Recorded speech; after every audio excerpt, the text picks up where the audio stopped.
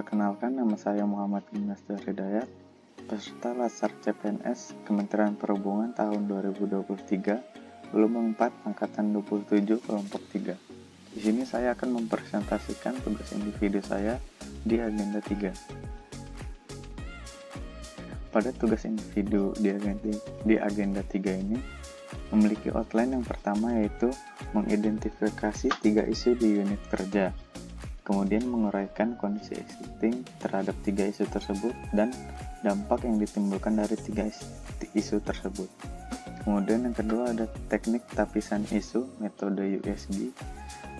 Yang ketiga ada teknik analisis isu menggunakan diagram fishbone.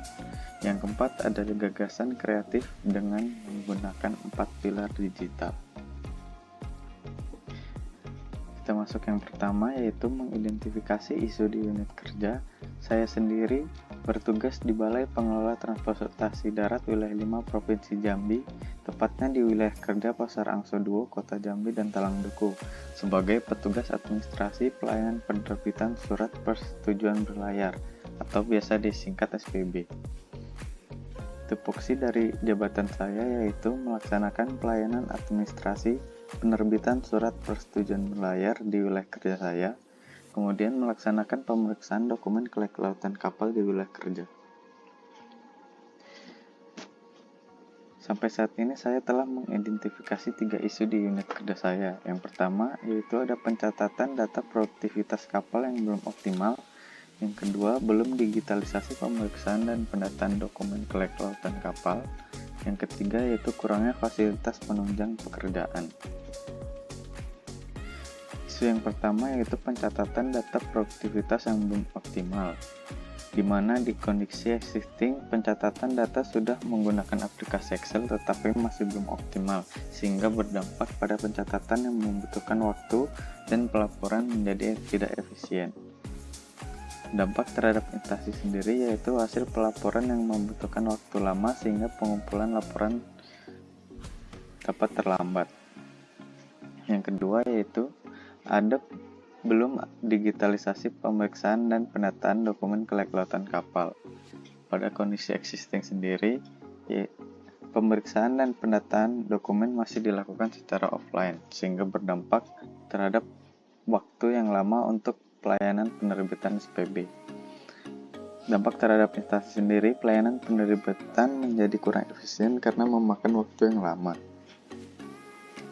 Yang ketiga ada kurangnya fasilitas penunjang pekerjaan, di mana kondisi existing yaitu kurangnya fasilitas penunjang seperti printer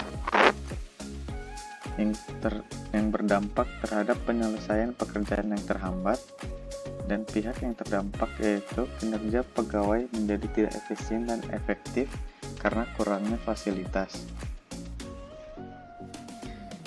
Berikut merupakan arti dari teknik tapisan isu metode USG, di mana ada urgensi, seberapa mendesak suatu isu harus dibahas, dianalisis, dan ditindaklanjuti. Kemudian ada seriousness, seberapa serius suatu isu harus dibahas, dikaitkan dengan akibat yang ditimbulkan.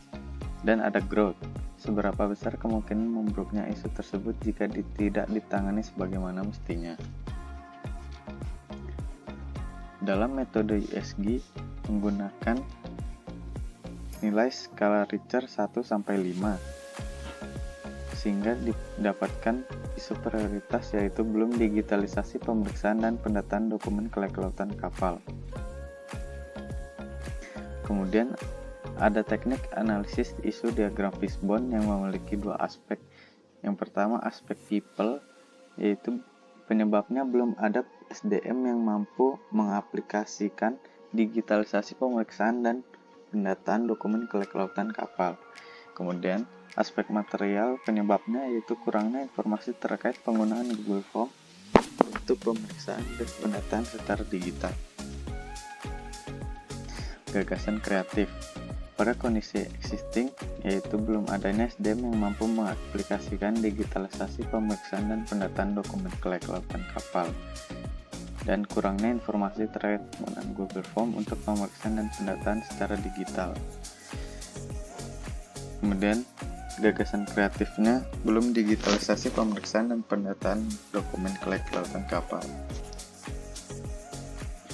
Gagasan kreatif menggunakan 4 pilar digital, di mana 4 pilar digital di sini yang pertama yaitu digital skill, memahami perangkat keras dan lunak TIK serta sistem operasi digital.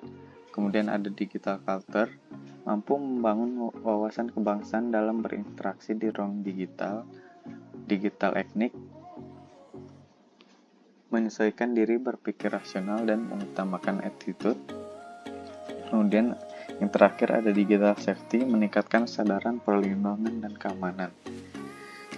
Yang pertama ada digital skill. Di sini saya memanfaatkan Google Form sebagai aplikasi digitalisasi pemeriksaan dan pendataan dokumen kelautan kapal, di mana Google Form di sini dapat diakses secara gratis. Dari Google Form di sini kita dapat mendapatkan data tentang masa berlaku sertifikat kapal yang dapat terkonek langsung di Google Spreadsheet seperti gambar yang saya tampilkan. Kemudian ada digital culture. Digital culture di sini berarti tetap memperhatikan budaya dalam penggunaan sistem digital, di mana di sini saya tetap menjunjung tinggi nama instansi negara. Kemudian ada digital ethic. Pada Google Form yang saya buat, saya menggunakan kata-kata yang sopan, tetap memperhatikan etika dan attitude, tidak menggunakan bahasa yang menyinggung pihak manapun dan tidak terdapat unsur sara. Dan yang terakhir ada digital safety.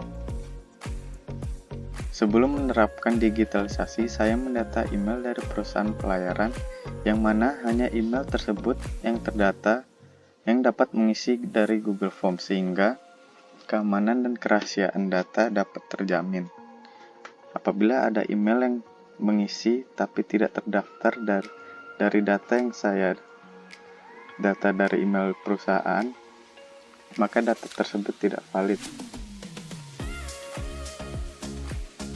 Sekian presentasi dari saya. Mohon maaf apabila ada kesalahan kata. Terima kasih. Wassalamualaikum warahmatullahi wabarakatuh.